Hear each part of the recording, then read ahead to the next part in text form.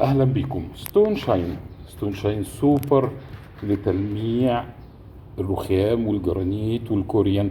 هو في حقيقة الامر بيعلي اللمعة وبيثبتها لاطول فترة ممكنة.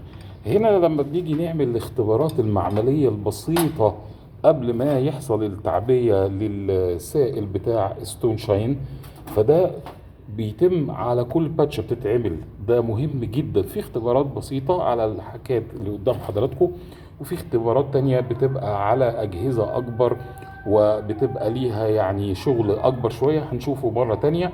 لكن احنا هنا عايزين نعرفكم ان ستون شاين لما بيجي يتعمل ويطلع قبل ما بيحصل عملية التعبية، ده طبعا الاستيكر اللي انتوا حافظينه خلاص بتاع الستون شاين، قبل ما بيتم عملية التعبئة في العبوات اللي احنا اتفقنا انها عبوات مخصوصة، وهنلاقي عليها الختم بتاع الجودة بتاعتها.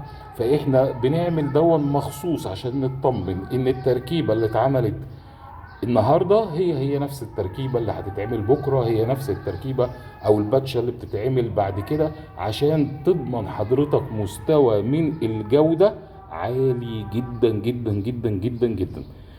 ده لان عملائنا هم محور اهتمامنا وبنقدرهم وهم على راسنا، لان هم سبب نجاحنا وسبب الوضع اللي احنا موجودين فيه.